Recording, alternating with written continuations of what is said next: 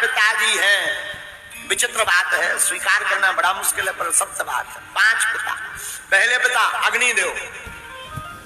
सुनना, राम जी के 5 पिता, ये तुम्हें कहीं लेख में नहीं मिलेगा। और पूछ भी मत लेना कि किस लेख में, क्योंकि हमारी तो छोटी सी कुमाती है, तो बता रहे।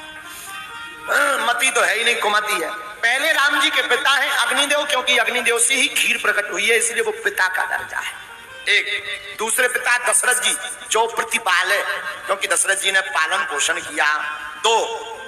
तीसरे पिता है जटायु जी। एक बार देवासुर संग्राम में महाराज दशरथ मूर्छित हो गए, गिर पड़े। जब संग्राम में गिर पड़े तो जटायु जी ने अपने पंखों से दशरथ जी की मूर्छा को खोला।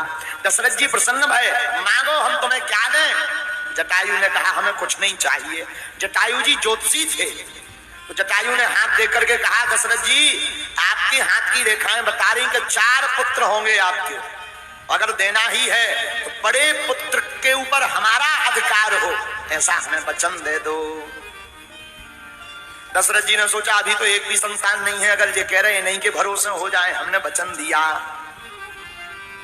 तो तीसरे पिता है जटायु जी, और इसको प्रमाणित हम यूं कर रहे हैं, दशरथ जी के प्राण गए पर राम जी ने अंत्येष्टि क्रिया नहीं की, पर जटायु जी की अंत्येष्टि क्रिया की पुत्र रूप में और जटायु को पिता मानकर।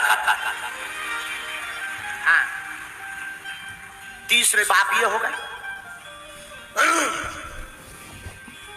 राम जी के 5 पिताओं में अब चौथे पिताजी सुनिए। चौथे पिता हैं भैया विश्वामित्र जी। जब जाने लगे तो तुम पितु, दशरथ जी ने कहा आज से आप पिता हैं इनके।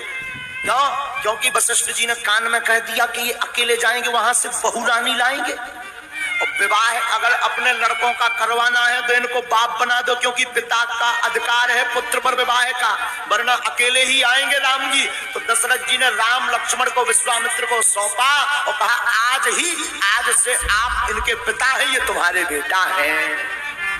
ये 4 बाप। 5वें पिताजी कौन? श्री जनक जी।